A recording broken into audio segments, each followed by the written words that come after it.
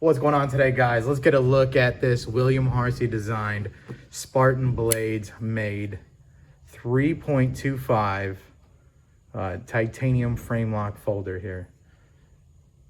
You see, this really is a beautiful knife. I took this in as a loaner, so I've been carrying it and using it just as it was my own per instructions from my friend who sent it. And I've been really impressed with it. I do like it a lot.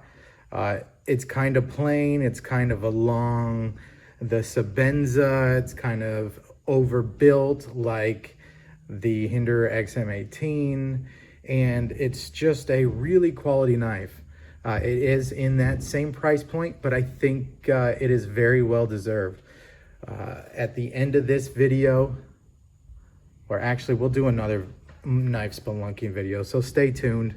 And eventually I will link it in the bottom of this. This is just the review, and I will be doing a knife spelunking where we take it apart, where we over analyze every single piece on the knife. Why is it there? What does it do? Is the purpose? All that stuff. If you've ever seen my in-depth videos where we take them down, we're going to do that. I'm really curious to know if there is a pivot bushing in there a lot like the Sebenza. So anyways, what we are working with, the hard details, if you don't want to hang around for the full video, I understand. Well, you're looking at a 3 1/4 inch blade here. You're looking at, I thought it had it on there somewhere, S45 VN. You're looking at a nice tumbled finish. You're looking around 7.125 or so in overall length. I don't think you guys need this. I never used to do this, but some people do appreciate that. So you can see about what you're looking for if you're looking for a cutting edge. I have a bunch of knives to show you what it's like against other knives if you want to stick around. And weight's one of the most important things to me for a smaller EDC knife is weight. Man, you're not going to be able to see it. Can you?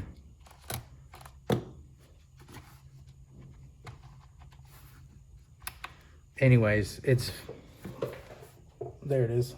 I don't know if you can see it.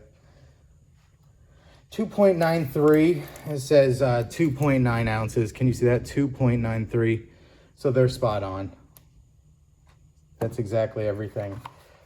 They're saying the blade thickness is 1.25. We can get a look at that real quick just to show you. Although this is all the boring stuff that I never really wanted to do, so maybe I should not be doing it.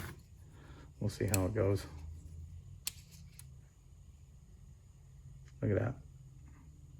I guess it depends where you put your calipers. I'm getting them. I know it's out of focus. There you go. If anybody was curious. A little less than ½ an inch on the overall thickness. So anyways, meat and potatoes. I really do like this knife a lot. Somebody had asked on Instagram, I posted a picture of it, if this is the small. This is the small. They do make a large version. This will be its own video, but we can go ahead and put that in there just to show you what it's up against here. I'll just move that up. If you're looking for some sort of reference here, that is a paramilitary 2. This is kind of direct competition. I always like to do the paramilitary 2, you guys know, because almost everybody has one. But it's a real good indicator if the cutting edge is going to be enough to cover all of your tasks that you need. So about the same cutting edge with a lot less handle, of course. So here it is up against the small Sebenza. This is an Insingo Sebenza, so it's the Wharncliffe version. You can see right around the same size. They are both in the same price range. So two not totally different knives, but they're kind of different beasts. I look at this more in competition, not that Sebenzas aren't hard to use and all that, whatever you want to, you know, I don't know what's cool or what's not to call them anymore. But they're more, this is more in the line with like the small hinder. I don't have a large hinder on hand to show you, but for the other one, but you can see a little less on the blade thickness, about the same overall length. This has a few features that I do appreciate. I wouldn't say more than the XM, but if you're going to have a smaller knife like this, I really appreciate designs like this that pack as much cutting edge into the handle as possible. It doesn't always have to be that way. I mean, one of my favorite knives, obviously paramilitary too, has a lot of extra handle that's kind of there, you know. Is it always fun to carry all that extra handle and extra girth? Not always in your everyday life. So that's, you know, where something like this would really, I think, pick up that gap if you was looking for something to EDC that's also on the tougher side, that's not heavy. It's just a good knife overall. I like it a lot. Again, not sponsored. Spartan Blades did not send me this knife. It was an individual owner. I have no obligations to say anything at all. So I'm just telling you guys, I know a lot of interest is around this knife, this company. I'm kind of new to it, the Spartan Blades. I've known about, obviously a lot of us have, the William Harsey designed knives over the years, and how nice most of his designs are. This knife does have one of my pet peeves that I don't always appreciate, is these finger grooves. I'd almost rather it be flat, like a Sebenza, where I can put my hand anywhere. And that does kind of go for this. These are so shallow that it doesn't like lock your hands in completely. But when you do want to shift your hands around and move it sometimes, like if I wanted to come back on the knife a little more, now that point is kind of right where my finger is both ways, right here and here. And that's just kind of the issue whenever a knife tries to force your hand into a grip. Sometimes it doesn't always work out. Luckily, 95% of the time, it does work out. The same thing with this. You know, that's a very particular thing. Now this, we're gonna do a whole nother video on this. This feels amazing. It's like every single bump has always been exactly where I needed it to be. And not that this doesn't feel great. This is a totally different beast. This is a very large knife, and we will be doing a video on this. But right now we're looking at the 3.25. It is very much a shrunken down, way more pocketable knife, way more practical for EDC. What I was talking about, the finger grooves though, the XM18, I mean, look at this, how many grooves there are here. To me, this front finger usually stays locked in here, and then your rear can kind of do whatever. It doesn't lock your finger in. When you're up here, it kind of locks you in.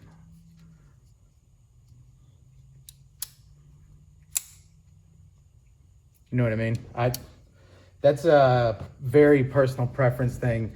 These are not so pronounced that it's a hot spot. I didn't have any issues in real world use with it.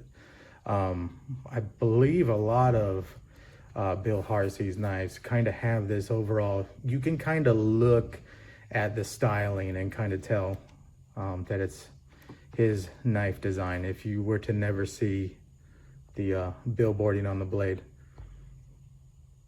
It's tastefully done. There's a little too much on the knife for me particularly. I'd rather it not have as much. At least on the front, they kind of kept it, you know, tasteful. I'd still rather not even see that. But again, that's a personal preference thing.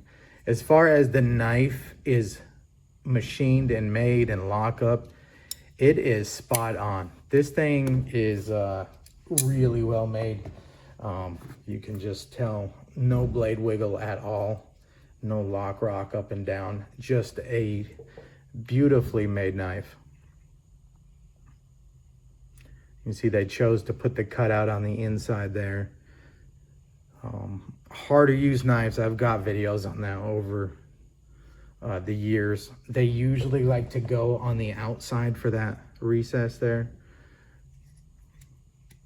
The whole thing is, if this blade was to get pushed to close, that force follows it all the way down this inside line, and in theory wouldn't buckle out. I've only seen one knife on the internet where that buckled out like that, so I don't think that's a real issue.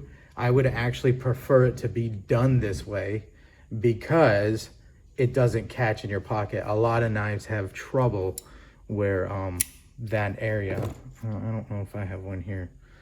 Sometimes even this is another XM18. See how that recess is in there? Your pocket goes up in the clip and then it's caught on this recess shelf here, and you're just trying to tear your pocket and it's hard to get the knife out of your pocket and this and that.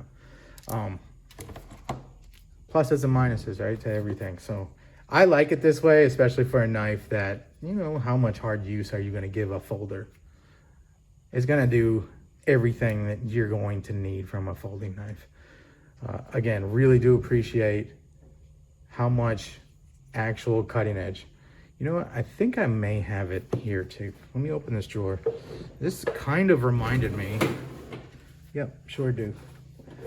What is this? The ZT450? Is that what this is? Let's see how this thing was gonna get. Oh, wow. Well, that's a wasp. I don't know if you guys seen that or could hear him. He's huge. I was gonna go ahead and I've got a few more videos lined up. There's a little hint right there of what we're gonna do. But anyways, how this brings back that cutting edge all the way to the rear and packs as much cutting edge into the handle as possible in design. And that's, you know, what we have here. So there it is. I think that's the ZT450. I don't know, man. It's been a long time since I've made a video. So as always, have a bunch planned. I have a few on hand to show you. Another Spartan blades knives. Well, you see, I was actually using them before I review them. Holy cow, what a wonderful concept. Anyways, let's see. I like the larger pivot here. These larger pivots kind of remind me of the first time I seen it was on that Untitled, and you can see it also acts as a overextension tab. Hinder made this popular. You guys all probably know this little button underneath here. If you was fighting a fire or rescuing somebody and your adrenaline was going and you went to unlock your knife to put it away, maybe you're wearing big thick gloves, you can only push this bar over so much because it catches on that little lip. Hinder is the first time I've seen that. I don't know if it's the first time it's ever been done. I believe it is, but I could be wrong on that. So this performs the same function here.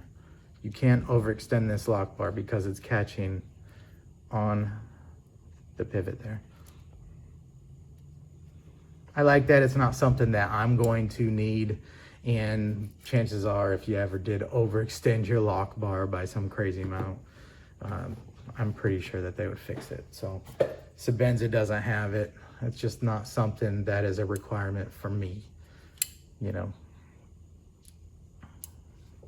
Let's see if this one does it. No, it does not. So it's got the large pivot up front and doesn't have that same on the back. We'll do a closer look at this a little later. Yep, it's got a button on the inside of it though. Look at that. We'll do that on the next video. I don't know if you can see it. You definitely see it right there. So you can't overextend this bar either. It's just on the inside instead of being on the outside. And that is who has made this review possible. Appreciate it, buddy. I will be getting your knives back as soon as possible. Thank you for letting me carry them. You can catch him out on Instagram. I will put his link below. Really cool guy, has a lot of great knives. So you can see this is a right hand or left hand carry knife. You can put the clip on either side, and has a very nice, thoughtful design here. I have no complaints about the clip. Little arrowhead in the clip. I believe that is a Spartan Blades kind of thing that they do. I don't know if it's their logo. I really don't know a whole lot about the company. It's Kind of why it's nice to be out of the knife game and then just be seeing like what the newest things are. And I don't know how new this is, but it's just nice to be out of the loop and then surprised by what's out there now. Looking at this, you can see it has the oversized back spacers here. And again, another thing, and I don't know if Hinder did it first, but it's nice to see that when you do see it. What this allows, these oversized spacers here, is to have more stability when the knife is put together. We will get to more of that when we do the spelunking video and we overanalyze every single piece on the knife. I would like to see if this barrel spacer also has a through the titanium portion, or if it's just in there like a flat spacer. One is better than the other for longevity, but I don't know what this has.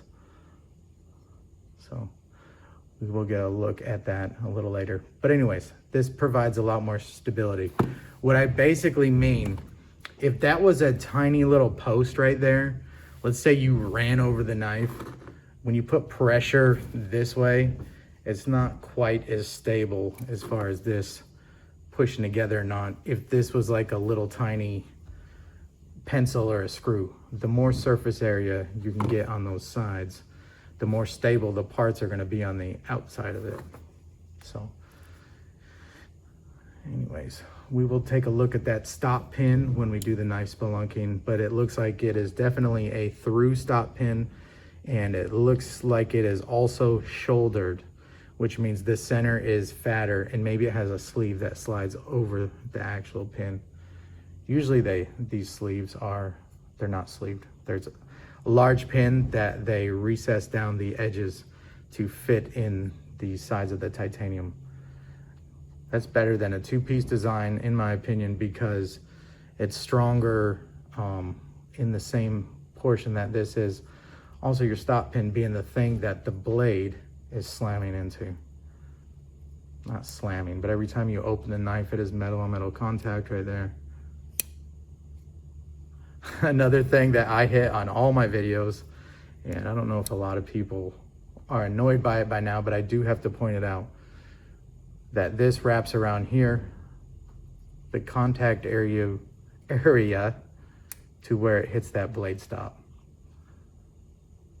That distributes all the stress of hitting the pin around the entire blade. It just will not allow this blade to walk up and create lock rock later on. That should ideally not walk over too much 10 years from now of everyday use. You can see the lock is, in my opinion, perfect, about halfway.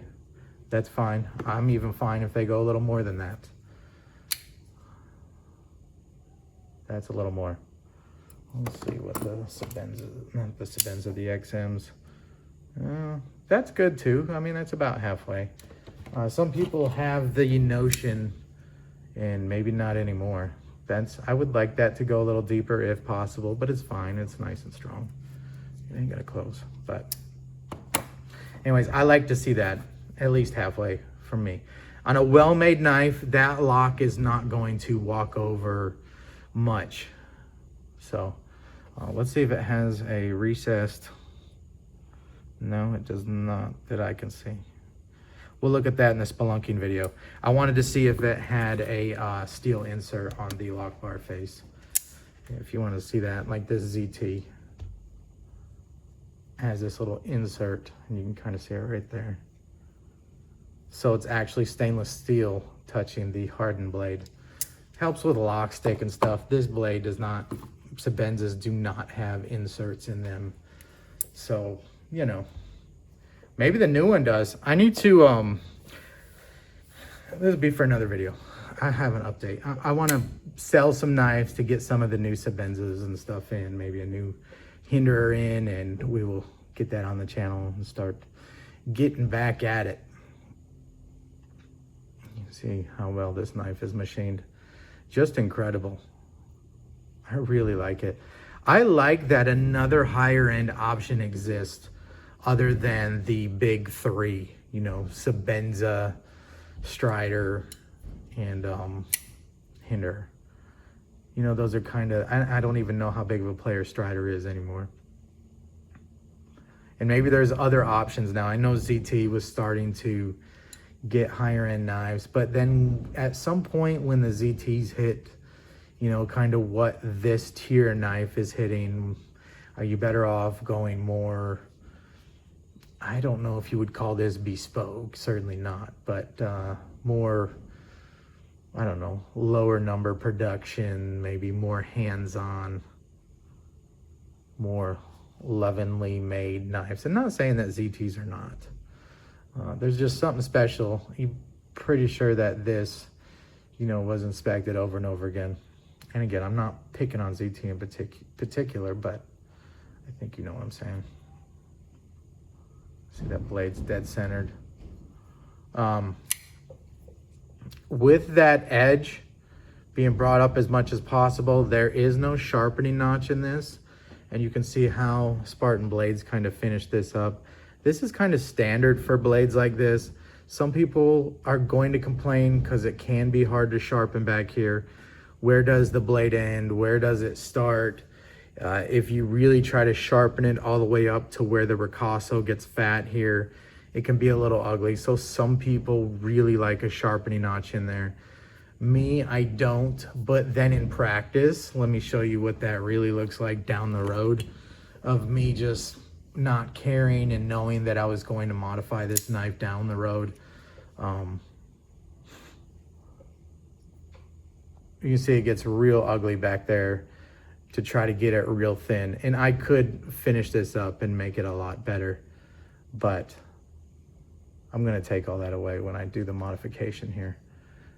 But if you don't put a sharpening notch, this was still really fat right here. So to grind that steel down, it just got real ugly.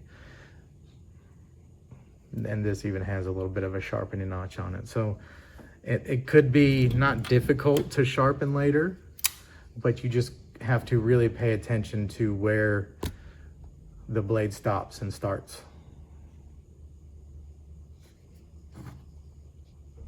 Some people will put sharpening notches in their Spydercos. A lot of Spydercos do not have the sharpening notch. I personally don't like them. I don't need more things to snag when I'm trying to cut things. My ideal perfect situation is how the Sebenza is cut out like that.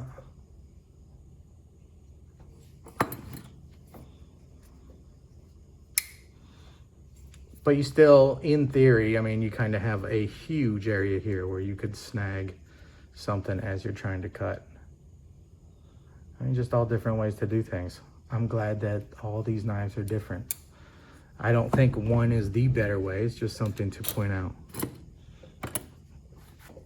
Overall, I'd give this knife 2 thumbs up. I really do enjoy it. I might be on the lookout for one myself when I free up some knife funds here. Really nice. The thumb studs, well done. I don't find them sharp. They're not pointed. They get the job done. There's a recess here to get your thumb down on. If you did want to carry it on the left side of your pocket, left-handed, the studs on both sides with a recess on both sides. And I found, being a fidgeter, that recess allows me to hit that flick underneath. Right? It's just taking that, the middle finger, putting it in that little, and flicking it out. Nice crisp detent, no complaints there. Lock tension feels perfect. Feels great in your hand. It packs a lot of edge into a small handle.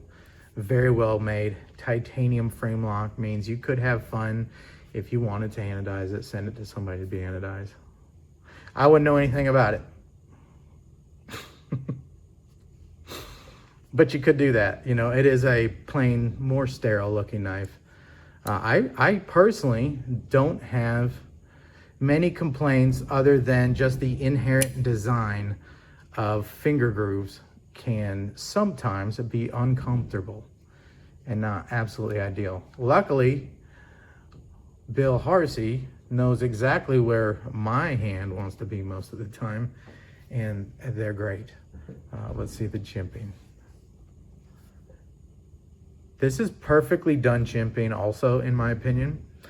Again, surprise, surprise, it really matches up with what Hinder has done with the XM18. So I don't find this too much, too little. It's just a lot enough to kind of for letting your hands know where they're at and adding a little bit of grip. But it's not digging into my hand.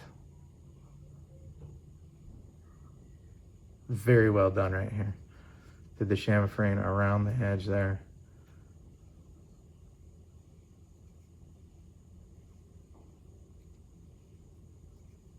Jimping underneath. Again, surprise, surprise. Like the Hinder. Very well done. I really like it. This is the Hinder, not the Hinder.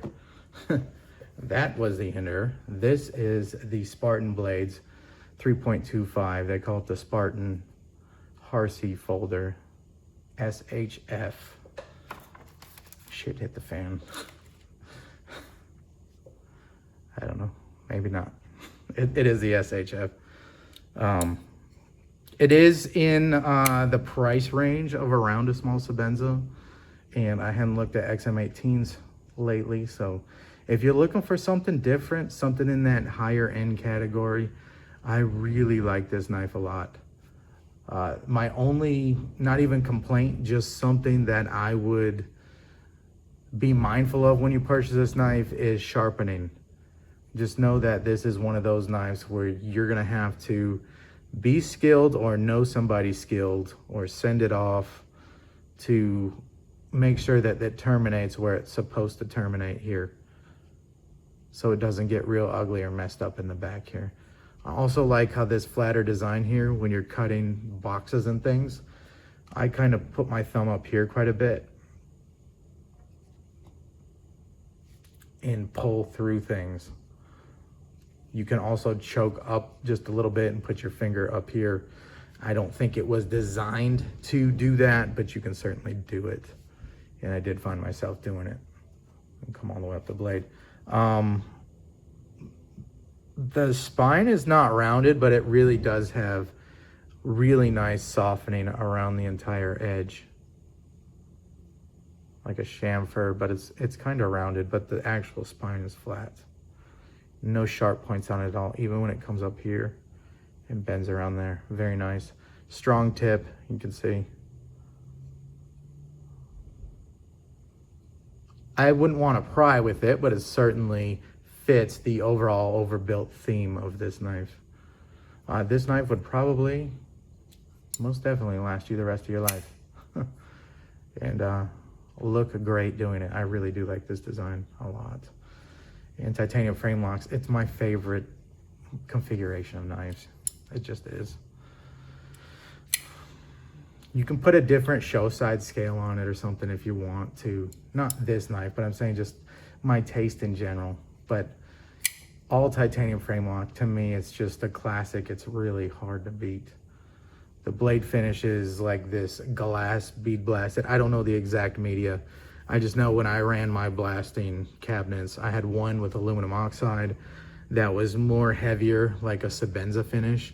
And then I had one that was filled with silicon carbide, is that how you say it? Silicon something. And it's the finer grain. I think they're glass beads. And it gave this really nice matte finish.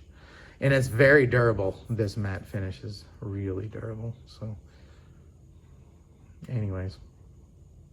All right, well, somehow made a review take 30 minutes like I always do. And that's not it. We still have to take down this knife. And I still have another video coming really soon on the large. And it will mostly be the same things to be said, except I don't have any of the large hinders to compare it against. You know, maybe you could put that 25 up there and get a little idea. But just know that if you like this, and this is a little too small, the large one does exist. So there you go. And also stay tuned, because I do have more knife videos coming. We're going to be customizing that ZT wherever it went. We're gonna be carving this one and anodizing and stone washing and doing all kinds of things to this. So I'm excited to be back, guys. I don't know who's still hanging around. If you do, let's use a code word, because I really feel like if you're around this long, I need to know if 30-minute videos are even viable anymore, because I know everybody's temperature span is so small now, including my own. I don't blame anybody, you know, but let's see. We'll use the old one of sharp. So somewhere in the comment below, if you want to help me, if you want to really give me real feedback, put sharp in there somewhere, and we will see how many people are hanging to the end. And this is not an ego thing. This is honest to goodness feedback of, should I keep making these longer videos when I'm getting back into it? Or should I keep them nice and bite-sized, short, have notes, maybe even edit them, cut them down, and just give you the facts straight off the ripper, not hold you longer than, let's say, even 10 minutes, you know? 30 minutes is a bit excessive. I understand. I think the people who are still hanging around are knife geeks like myself, who, I don't know, it's still a hobby, but I'm not as weird to say it's a lifestyle, but it's maybe a little more than a hobby. It's like it's a passion. And I guess hobbies are passions, but a little more than that, you know? Oh, does that make sense? All right, again, if you made it this far, somewhere in the comments below, if you really want to help me, sharp. If I see enough down there, I'm gonna go ahead and keep doing what I do. If I don't see too much feedback from that, it's fine. I don't have my feelings hurt. I just feel like I'm wasting everybody's time if we're still doing 30-minute videos, you know, if only, you know, 2 people make it to the end. So, all right, man, I appreciate you guys. Glad to be back, and I'll be glad to hear from you. See ya.